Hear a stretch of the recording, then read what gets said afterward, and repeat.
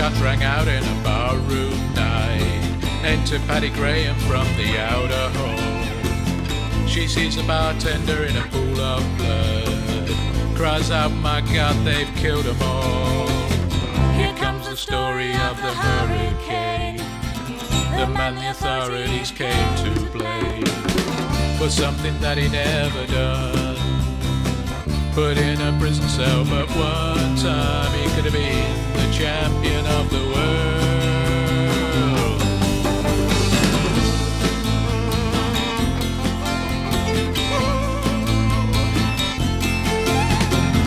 3 bodies lying there, just Paddy see, and another man named Bello moving around mysteriously.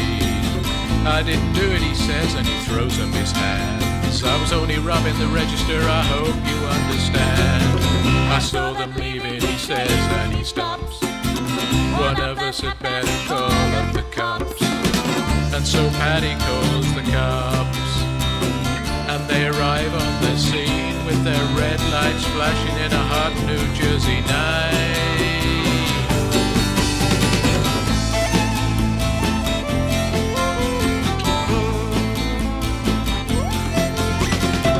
Meanwhile, far away in another part of town, Rubin Carter and a couple of friends are driving around.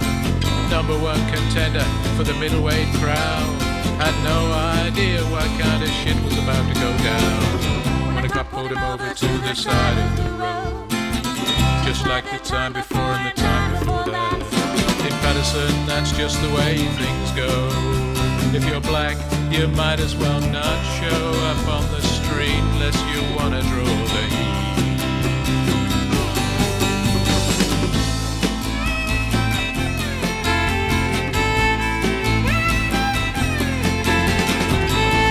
Bello had a partner and he had a rap for the cops. Him and Arthur Dexter Bradley were just out prowling around.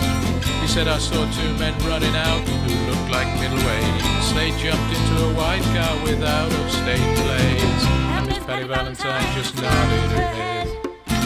Cops said, wait a minute boys, this one's not dead.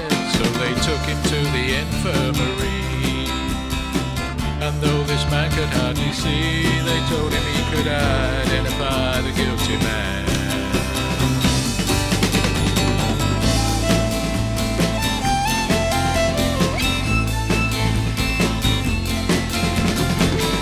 In the morning and they hauled Rubin in.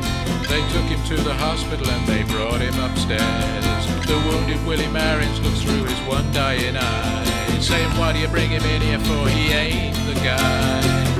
Here's the story of the hurricane, the man the authorities came to blame for something that he never done. Put in a prison cell, but one time he could have been the champion of the world.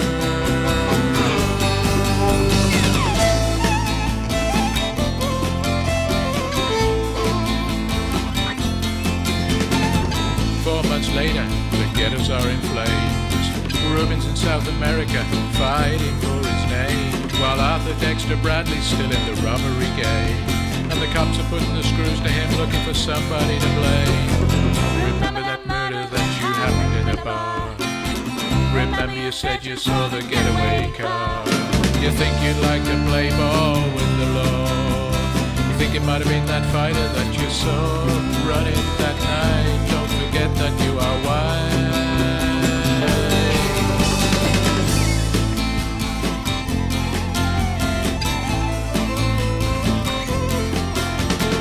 Arthur Dexter Bradley said, I'm really not sure. The cops said a poor boy like you could use a break.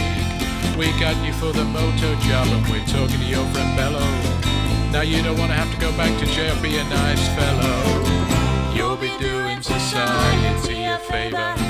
That son of a bitch is brave and getting braver. We want to put his ass in stir. We want to pin this triple murder on him. He ain't no gentleman Jim.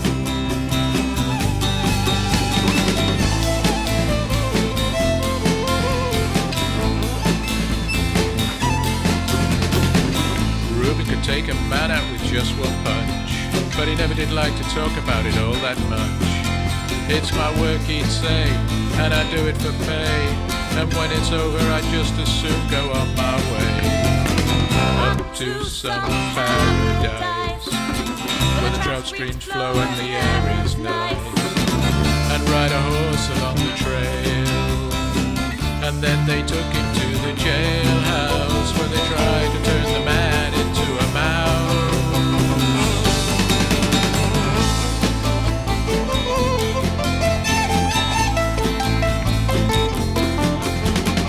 All of Rubin's cards were marked in advance. The trial was a pig circus, he never had a chance. The judge made Rubin's witnesses drunkards from the slums. To the white folks who watched, he was a revolutionary bum.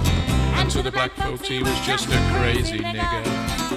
No one doubted that he pulled the trigger. And though they could not produce the gun, the DA said he was the one who did the deed, and the old white jury agreed.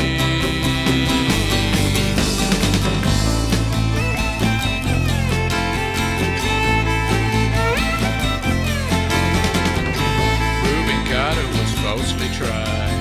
The crime was murder one. Guess who testified? Bellow and Bradley, and they both boldly lied. And the newspapers, they all went along for the ride. How can the life of such a man be in the palm of some fool's hand? To see him obviously framed couldn't help but make Bob feel ashamed to live in a land where justice is a game.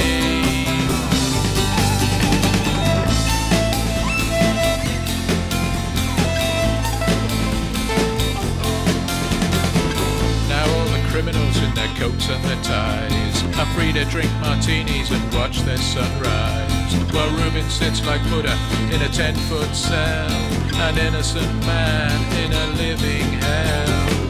Well, that's the story of the hurricane, but it won't be over till they clear his name and give him back the time he's done. Put in a prison cell but one time.